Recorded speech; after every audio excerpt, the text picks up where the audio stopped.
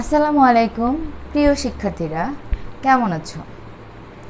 আশা করি তোমরা সবাই সুস্থ ও ভালো আছো। আমিও আল্লাহর অশেষ রহমতে ভালো আছি। আমি তোমাদের সাথে পার্ট 1, পার্ট 2-তে অ্যাসার্টিভ সেন্টেন্স, পার্ট 3-তে ইম্পারেটিভ সেন্টেন্স এবং পার্ট 4-এ ইন্টারোগেটিভ সেন্টেন্স নিয়ে বিস্তারিত আলোচনা করেছি। আশা করি এই 4টি ভিডিও দেখে তোমরা অনেক কিছু শিখতে পেরেছো। আজকে আমি তোমাদের সাথে প্যাসিভ ভয়েস থেকে কিভাবে অ্যাক্টিভ করতে হয় সে সম্পর্কে আলোচনা করব। তবে আজকে আমি কোনো রুল দিব না, তোমাদেরকে এক্সাম্পলের মাধ্যমে খুব সুন্দর করে বুঝিয়ে দিব ইনশাল্লাহ। এক্সাম্পলগুলো বিস্তারিত আলোচনা করার পূর্বে তোমাদের আমি বলে নিচ্ছি, তোমাদের কিন্তু ধৈর্য হারালে চলবে না। কারণ অ্যাক্টিভ থেকে প্যাসিভ করতে আমরা খুব সহজে করতে পারি, কিন্তু প্যাসিভ থেকে অ্যাক্টিভ কিন্তু আমাদের অনেকের কাছেই সহজ না, এটা আমাদের অনেকের কাছেই কঠিন লাগে। এই জন্যে ভালোভাবে যদি বুঝতে চাই তাহলে ধৈর্য সহকারে আমার সাথে থাকতে হবে। আমি কিন্তু অনেকগুলো এক্সাম্পল নিয়ে আলোচনা করব, ধৈর্য হারিয়ে ফেললে কিন্তু হবে না। তাহলে চলো আমরা শুরু করছি। আমাদের ফার্স্ট এক্সাম্পলে দেখো, আমরা প্রথমে প্রত্যেকটা ওয়ার্ডকে আইডেন্টিফাই করে নিব। এটা আমাদের কি? সাবজেক্ট। এটা আমাদের অক্সিলারি ভার্ব। এটা আমাদের প্রিন্সিপাল ভার্ব। বাই, প্যাসিভে বাই থাকে, এটা আমার অবজেক্ট। আমরা ফার্স্ট পার্ট 1-এ আমরা অ্যাসার্টিভ সেন্টেন্স নিয়ে যে আলোচনা করেছিলাম সেখানে আমরা চার্ট দিয়েছিলাম, টেন্সের চার্ট, তারপরে হচ্ছে আরেকটা দিয়েছিলাম অক্সিলারি চার্ট। এই দুটো চার্ট এখন প্যাসিভ থেকে অ্যাক্টিভ করতে আমাদের সবচেয়ে বেশি কাজে লাগবে। অবশ্যই তোমাদের ওইটা মনে রাখতে হবে। দেখো, আমার যে এখানে এই সেন্টেন্সে যে আমার অক্সিলারি আছে ইজ অক্সিলারিটা কোন টেন্সের ক্ষেত্রে হয়? ভয়েসের ক্ষেত্রে present indefinite tense. Present indefinite tense আমি শর্টে লিখলাম। প্রেজেন্ট ইনডিফিনিট টেন্স ভয়েস চেঞ্জের ক্ষেত্রে এম, ইজ, আর মানে এটা প্রেজেন্ট ইনডিফিনিট টেন্স। প্রেজেন্ট ইনডিফিনিটের স্ট্রাকচারটা কি? সাবজেক্ট, ভার্বের প্রেজেন্ট ফর্ম, V1, অবজেক্ট। আবার বলছি, প্রেজেন্ট ইনডিফিনিটের স্ট্রাকচারটা কি? সাবজেক্ট, ভার্বের প্রেজেন্ট ফর্ম, অবজেক্ট। ওকে, এবার আমরা অবজেক্টকে সাবজেক্ট বানাবো, সাবজেক্টকে অবজেক্ট বানাবো, বাট এই স্ট্রাকচার অনুযায়ী করব। কি অনুযায়ী? স্ট্রাকচার অনুযায়ী। অবজেক্টকে সাবজেক্ট বানাচ্ছি আমরা, দ্য ওল্ড ম্যান। স্ট্রাকচার অনুযায়ী দেখো, সাবজেক্ট আমাদের হয়ে গিয়েছে সাবজেক্ট। এবার কি? ভার্বের প্রেজেন্ট ফর্ম। আমাদের ভার্ব কি? ওয়ান্টেড। এটা প্রেজেন্ট ফর্ম কি? ওয়ান্ট। কিন্তু এখানে দ্য ওল্ড ম্যান, একজন ওল্ড ম্যানকে নির্দিষ্ট করে বোঝাচ্ছে। দ্যাট মিনস এটা থার্ড পারসন সিঙ্গুলার নাম্বার, এর সাথে কি হবে? S. Wants, the old man wants. এবার আমরা কি করব? আমাদের সাবজেক্টটাকে অবজেক্ট বানিয়ে দিব, মানি। তাহলে এবার আমরা একটু মিলিয়ে নেই স্ট্রাকচারের সাথে। সাবজেক্ট, সাবজেক্ট, ভার্বের প্রেজেন্ট ফর্ম, ভার্বের present form, object, object. Second rule, the lady admirer, subject, was auxiliary verb, entertain principal verb, the young writer object। তাহলে আমাদের ফার্স্ট স্টেপ কি? অক্সিলারি আইডেন্টিফাই করা। was এর কোন টেন্সে থাকে? Past indefinite. অজয় ভয়েসের ক্ষেত্রে, কিন্তু ভয়েসের ক্ষেত্রে অজয় থাকে পাস্ট ইনডিফিনিটে। এটার স্ট্রাকচার কি? Subject,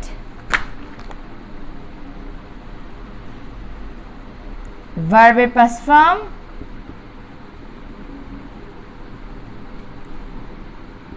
object. তাহলে আমরা কি করব? অবজেক্টকে সাবজেক্ট বানাবো, দ্য ইয়াং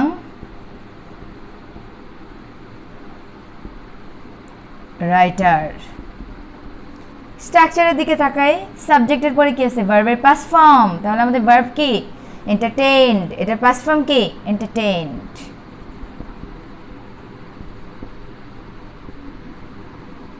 তারপরে কি আছে? অবজেক্ট। দ্যাট মিনস আমরা সাবজেক্টকে অবজেক্ট বানাবো। তাহলে লেডি, দ্য লেডি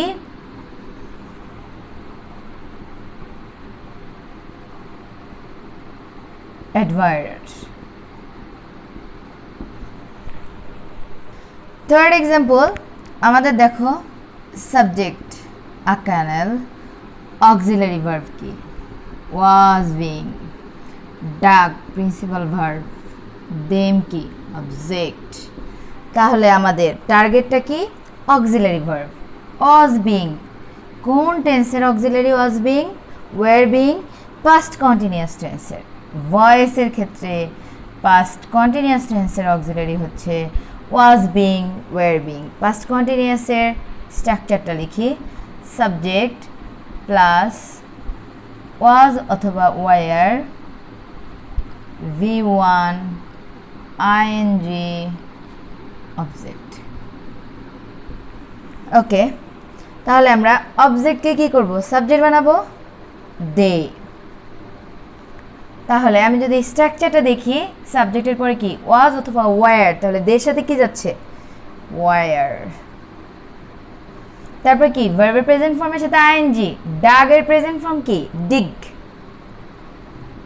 ডিগের সাথে আইএনজি যখন আমরা ডিগের সাথে আইএনজি দেই তখন ডাবল জি হয়ে যায় ডিগিং তারপর কি অবজেক্ট আমরা সাবজেক্টকে কি করব object a Camel fourth example the work subject will have been এই তিনটা মিলে কিন্তু auxiliary verb এটা কিন্তু principal verb আর এটা আমার অবজেক্ট তাহলে will have been কোন টেন্সের ক্ষেত্রে auxiliary future perfect future perfect এর স্ট্রাকচারটা কি সাবজেক্ট প্লাস shall have অথবা will have plus v3 object এবার তাহলে আমাদের অবজেক্টকে আমরা কি করব সাবজেক্ট বানাবো হি হির সাথে কি যাবে shall have না will have অবশ্যই will have will have এর পরে ভার্বের কি past participle v3 তাহলে ডান আছে এটার past participle ফর্ম ডার্নি ডান তারপরে অবজেক্ট সাবজেক্টকে আমি অবজেক্ট বানাবো the work 5 নম্বর এক্সাম্পলে আমাদের সাবজেক্ট দেখো the young writer subject auxiliary হচ্ছে was আর সেজড হচ্ছে প্রিন্সিপাল ভার্ব আর এখানে উইথটা বাইয়ের পরিবর্তে কাজ করেছে আর এটা আমাদের অবজেক্ট তাহলে was আছে দ্যাট মিন্স এটা কি past indefinite tense past indefinite structure কি সাবজেক্ট v2 অবজেক্ট তাহলে আমরা অবজেক্টকে কি করব সাবজেক্ট করব প্যানিক তারপর কি আছে v2 সেজড v2 সেজড এটা says হচ্ছে present form says past form says past participle form that means আমাদের v2 says the young writer object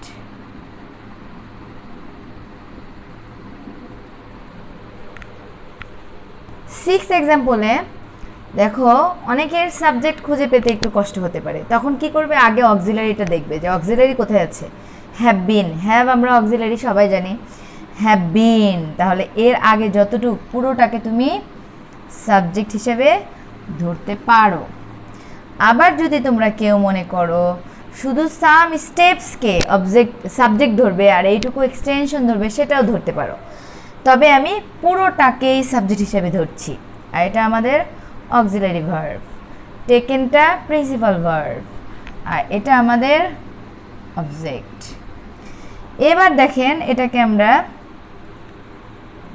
passive করব অবজেক্টকে আগে আমরা অক্সিলারি ভার্ব দেখে আইডেন্টিফাই করে নিব এটা কোন টেন্স হ্যাঁ বিন আছে তার মানে এটা present perfect tense present perfect স্ট্রাকচারটা কি সাবজেক্ট হ্যাভ অথবা has v3 object the government আমাদের সাবজেক্ট গভর্নমেন্ট তারপরে কি হ্যাভ অথবা হ্যাজ, এখানে সাম স্টেপস ছিল তাই হ্যাভ ছিল, আর এখানে দ্য গভর্নমেন্ট সরকার প্রতিনিধিকে বোঝাচ্ছে নির্দিষ্ট করে, তাহলে আমাদের কি আসবে হ্যাজ আসবে, হ্যাজ। এরপরে কি দেখো তো স্ট্রাকচারে ভার্বের পাস্ট পার্টিসিপল, তাহলে টেকেন পাস্ট পার্টিসিপল, দেন আমাদের সাবজেক্টটাকে অবজেক্ট করে দিল some steps to improve their condition. 7 number example है the X handle subject has not been auxiliary verb, broken principal verb, him object, has not been that means কি has been অথবা have been, তাহলে এটা কোন tense present perfect. Not থাকলে অনেক সময় তোমরা ঘাবড়ে যাও, এই জন্য আমি এই এক্সাম্পলটা দিয়েছি যে নট থাকলে তোমরা কি করবে। প্রেজেন্ট পারফেক্টের স্ট্রাকচারটা কি সাবজেক্ট হ্যাভ অথবা হ্যাজ V3 অবজেক্ট, তাহলে অবজেক্টকে সাবজেক্ট বানাই হির সাথে, তাহলে কি যাবে হ্যাভ অথবা হ্যাজ যাবে হির সাথে, আর এখানে যে আমাদের নটটা ছিল সেই নটটা আমরা এখানে বসাবো অক্সিলারির পরে হি হ্যাজ নট, তারপরে ভার্বের পাস্ট পার্টিসিপল ব্রোকেন, দ্য সাবজেক্টকে অবজেক্ট বানাবো the axe handle. Example 8 let not the servant be beaten, এক্সাম্পলটা দেখে কি মনে পড়ছে তোমাদের? এটা ইম্পেরেটিভ সেন্টেন্সের এক্সাম্পল। ইম্পেরেটিভ সেন্টেন্সের পার্টটা যদি ভালো করে দেখো, দেখো আমাদের let not দিয়ে শুরু হয়েছে, এখানে আমাদের সাবজেক্ট কি the servant, এখানে be verb, আর এটা হচ্ছে প্রিন্সিপাল ভার্ব। তাহলে ইম্পেরেটিভ সেন্টেন্স যদি let not দিয়ে শুরু হয়, সেটাকে অ্যাক্টিভ করতে হলে প্রথমে আমাকে don't আনতে হবে, don't অথবা do not, তুমি যেটা লেখো।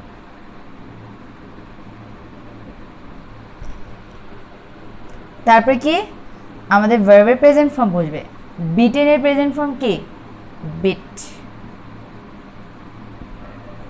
তারপরে আমাদের সাবজেক্টটা অবজেক্ট হয়ে যাবে দ্য সার্ভেন্ট।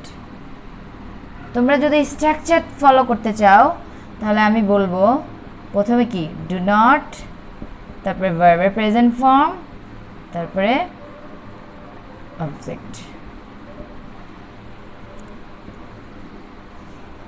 এক্সাম্পল 9 এর ক্ষেত্রে আমরা দেখতে পাচ্ছি কি সেন্টেন্সের লাস্টে একটা question mark, that means interrogative sentence. Okay, by whom দ্বারা শুরু আছে, এখানে ওয়াজ আমার auxiliary verb, the glass subject, আর ব্রোকেন হচ্ছে প্রিন্সিপাল ভার্ব। তাহলে প্রথমে আমাদের মাথায় রাখতে হবে ইন্টারোগেটিভ সেন্টেন্সের স্ট্রাকচারটা। ইন্টারোগেটিভ সেন্টেন্স সবসময় কি হয়, ডাব্লিউএস ওয়ার্ড হলে প্রথমে ডাব্লিউএস ওয়ার্ড বসে, বাই হুম থাকলে কি শিখিয়েছিলাম, বাই হুম থাকলে হু বসে।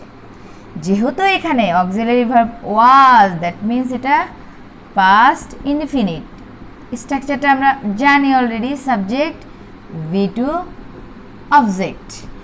এবার এখানে দেখো আমাদের অবজেক্ট নেই, দ্যাট মিন্স আমি সাবজেক্ট বানাতে পারছি না, তাহলে আমার কি অক্সিলারি আসবে, হু এর পরে স্ট্রাকচারটা ফলো করব কি ভার্বের V2। তাহলে যেহেতু আমাদের এখানে অবজেক্ট নেই তাই আমরা সাবজেক্টে বসাতে পারলাম না স্ট্রাকচার অনুযায়ী, আমাদের যদি অবজেক্ট থাকতো আমরা সাবজেক্ট বসাতাম। এখন আমি কি করব, ভার্বের V2, আমার ভার্ব কি ছিল ব্রোকেন, এটা V2 কি ব্রোক, ব্রেক ব্রোক ব্রোকেন, এটা V2 হচ্ছে ব্রোক। তারপরে অবজেক্ট, তাহলে আমার সাবজেক্ট কি দ্য গ্লাস, এটা অবজেক্ট হয়ে যাবে ব্রোক দ্য গ্লাস, আর কোশ্চেন মার্কটা কিন্তু অবশ্যই দিতে হবে। এক্সাম্পল 10 উইল আমাদের কি অক্সিলারি, আপেন সাবজেক্ট বি, বিটাও কিন্তু অক্সিলারি, লাস্টে দেখো ইন্টারোগেটিভ চিহ্ন আছে, তাহলে ইন্টারোগেটিভ সেন্টেন্সের স্ট্রাকচারটা আমাদের মনে রাখতে হবে কি দুটো অক্সিলারি থাকলে একটা সাবজেক্টের আগে বসে একটা পরে বসে, তাহলে একটা অক্সিলারি আগে আছে, একটা পরে আছে। এবার কি, এটা প্রিন্সিপাল ভার্ব, আর এটা কি অবজেক্ট। তাহলে উইল বি, এই অক্সিলারি দেখে তুমি কি আইডেন্টিফাই করতে পারছো? এটা কোন টেন্স? এটা ভয়েসের ক্ষেত্রে future indefinite tense. That means subject shall অথবা উইল, V1 অবজেক্ট। ওকে, আমাদের কিন্তু চেঞ্জ করার সময় খেয়াল রাখতে হবে যে এটা ইন্টারোগেটিভ সেন্টেন্স। ওকে, তাহলে আমার কি করব? ইন্টারোগেটিভ সেন্টেন্স দেখে আমার অক্সিলারি শ্যাল বা উইল, তাহলে আমি আগে দেখি আমার অবজেক্ট কোনটা, সাবজেক্ট আসবে ইউ নিয়ে আসলাম, আমি সামনে জায়গা রেখেছি। কেন? ইন্টারোগেটিভ সেন্টেন্সের প্রথমে অক্সিলারি বসে। তাহলে এর সাথে আমি কি দেব? উইল। স্ট্রাকচারটা ফলো করো, উইল। তারপর কি আমার ভার্বের প্রেজেন্ট ফর্ম, আমার ভার্ব কি বট, তাহলে এটার প্রেজেন্ট ফর্ম কি বাই। তারপর কি অবজেক্ট কি সাবজেক্টটা অবজেক্ট হয়ে যাবে pen. Will you buy a pen? Question mark অবশ্যই দিতে হবে। Next example, our parents subject O2 modal auxiliary. তোমাদের কি মনে আছে আমি যে অক্সিলারি চার্ট দিয়েছিলাম ওখানে মডাল অক্সিলারি ছিল অনেকগুলো, must, shall, should, will, would, may, might, can, could, ought to, going to, সেই মডাল অক্সিলারি এখানে। আর এখানে অবেড হচ্ছে আমার প্রিন্সিপাল ভার্ব, এটা আমার অবজেক্ট। ওকে, তাহলে আমরা যদি মডাল অক্সিলারি হয় তাহলে সেটা কি, সেই স্ট্রাকচারটা আমরা একটু ফলো করি। সেটার ক্ষেত্রে আমার প্রথমে সাবজেক্ট বসে, তারপরে আমার মডাল অক্সিলারি বসে, তারপরে ভার্বের প্রেজেন্ট ফর্ম হয়, দেন অবজেক্ট। তাহলে আমাদের অবজেক্টকে আমি কি করব? সাবজেক্ট করব উই। উইয়ের পরে মডাল অক্সিলারি কি আছে? O2, বিটা উঠে যাবে। আর O2 এর পরে কি ভার্বের প্রেজেন্ট ফর্ম, তাহলে আমার ভার্ব কি ওবেড, এটা প্রেজেন্ট ফর্ম কি অবে।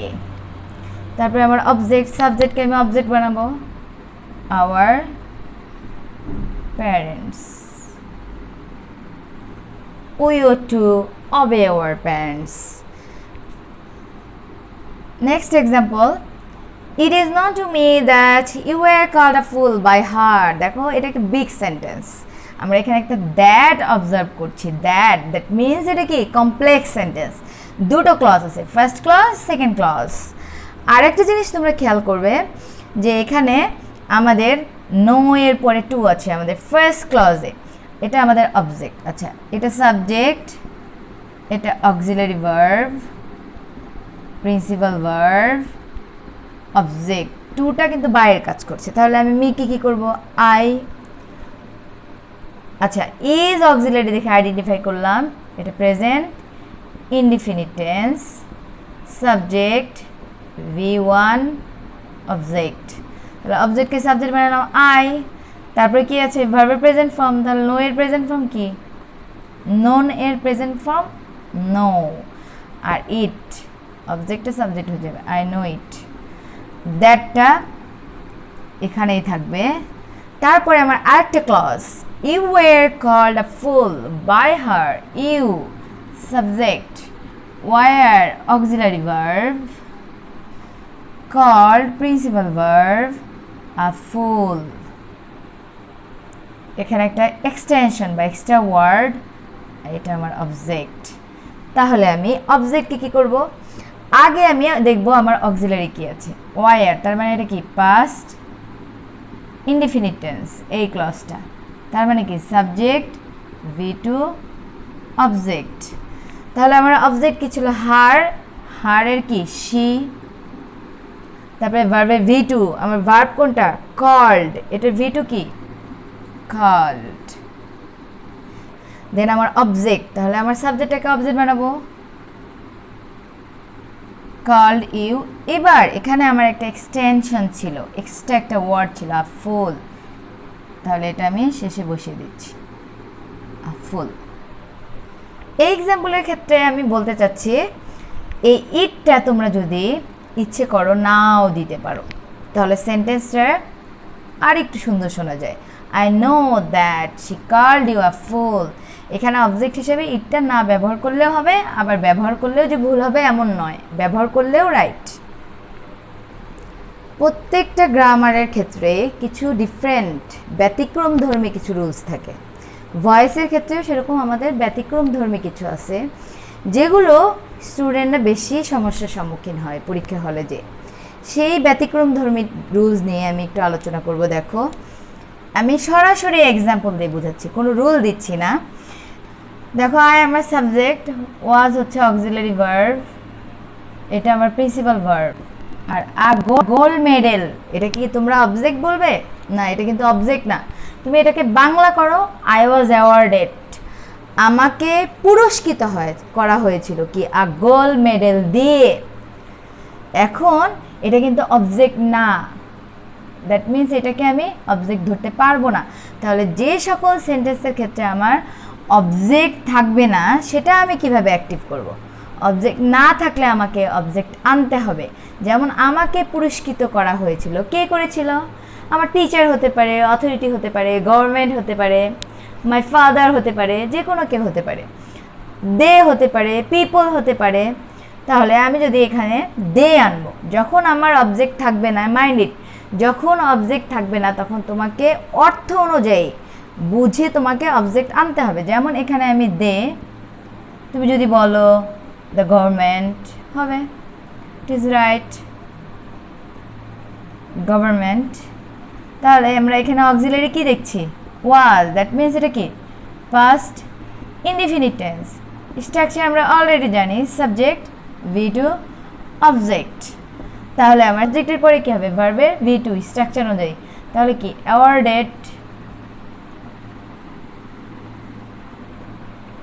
দ্য গভর্নমেন্ট অ্যাওয়ার্ডেড, তারপরে কি অবজেক্ট আই মি হয়ে যাবে। তারপরে যে আমার এক্সট্রা ওয়ার্ডটা আ গোল্ড মেডেল, এটা আমি বসাবো। সেকেন্ড সেন্টেন্সটা দেখো, English is spoken all over the world. English subject is auxiliary, principal verb all over the world, সারা পৃথিবী জুড়ে ইংরেজি বলা হয়। তাহলে পৃথিবী জুড়ে কি ইংরেজি বলে? না, আমরা বলি।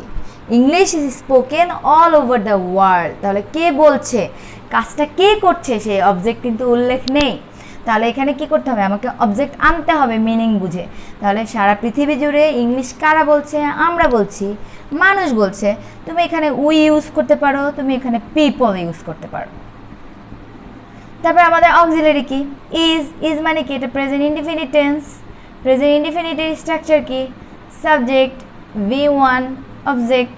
তাহলে আমার এখানে আমার সাবজেক্ট অলরেডি আমি, তাহলে আমার ভি ওয়ান, এখানে স্পোকেনের ভি ওয়ান কি? স্পিক ইংলিশ,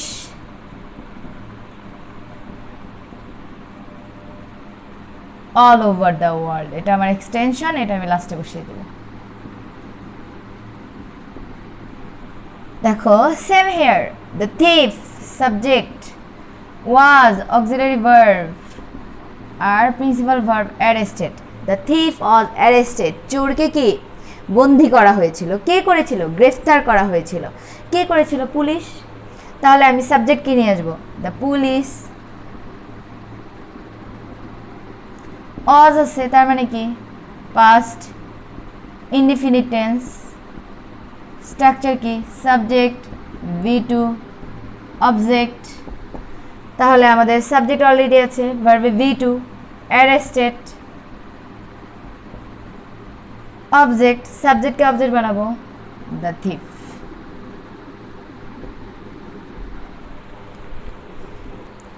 ভয়েস চেঞ্জ নিয়ে তোমাদের সামনে আমি 5 বার উপস্থিত হয়েছি। 5টা পর্ব তোমাদের সাথে আমার দেখা হয়েছে। আশা করি তোমরা ভয়েস চেঞ্জ খুব ভালো করে পারবে এবং তোমাদের কোনো সমস্যা হবে না। যদি তোমাদের সমস্যা হয়, তোমরা ভিডিওটি বারবার রিপিট করে দেখবে, চেষ্টা করবে, আমি ইনশাল্লাহ তোমরা বুঝে যাবে। আর যদি সমস্যা হয়, তোমরা অবশ্যই আমাকে কমেন্ট বক্সে এসে জানাবে, আমি সেটার অ্যান্সার দেওয়ার চেষ্টা করব। তোমাদের সাথে খুব শীঘ্রই আমার গ্রামের আরেকটা লেসন নিয়ে দেখা হবে ইনশাল্লাহ। তোমরা ভালো থেকো, সুস্থ থেকো, ঘরে থেকো। আল্লাহ হাফেজ।